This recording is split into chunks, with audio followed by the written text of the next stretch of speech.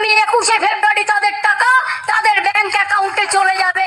তো বন্ধুরা, বর্তমানে যদি আপনারা 100 দিনের কাজ করে থাকেন বা আপনাদের কাছে যদি জব কার্ড থাকে, আপনারা এখনো পর্যন্ত 100 দিনের টাকা না পেয়ে থাকেন, তাহলে আপনাদের জন্য সুখবর রয়েছে। ইতিমধ্যে ফেব্রুয়ারি মাসের 21 তারিখ থেকেই জব কার্ডের টাকা সরাসরি আপনাদের ব্যাংক অ্যাকাউন্টে জমা পড়ে যাবে।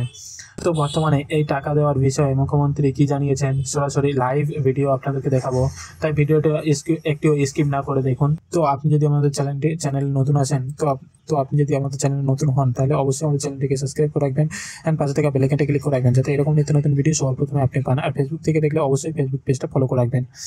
তো চলুন মমতা বন্দ্যোপাধ্যায় কি বলছে লাইভ দেখে নিই। কেন্দ্রীয় সরকার ভাবছে বাংলাকে ভাতে মারবো।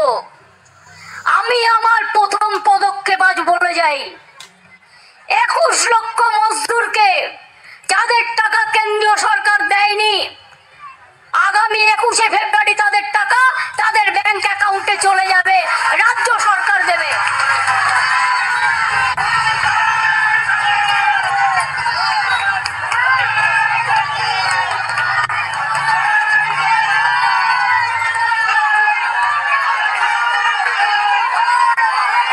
ব্যাংকের অ্যাকাউন্টে চলে যাবে 21শে ফেব্রুয়ারি। আর আবাসন 11 লক্ষ ক্লিয়ার করেও করেনি। আমি আবাসনেরটা আজকে বলবো না, আমি ঠিক টাইমে আবার বলবো।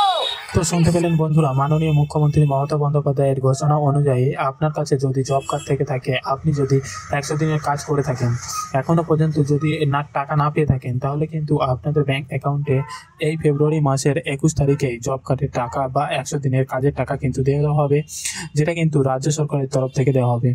তো বর্তমানে আপনাদের বাড়িতে জব কার্ড আছে কিনা বা আপনি জব কার্ডের 100 দিনের কাজ করেছেন কিনা, টাকা পান কিনা, অবশ্যই নিচে কমেন্ট বক্সে কমেন্ট করে জানাবেন। ভিডিওটি ভালো লাগলে প্লিজ একটি লাইক করে দেবেন অ্যান্ড আপনাদের কাছে যদি ভিডিওটা ভালো লাগে থাকে অবশ্যই লাইক করবেন অ্যান্ড বেশি বেশি করে শেয়ার করবেন, যাতে এরকম নিত্য নতুন ভিডিও আপনারা সবার প্রথমে পান। তো আজকের ভিডিওটা FD. Thank you for watching video.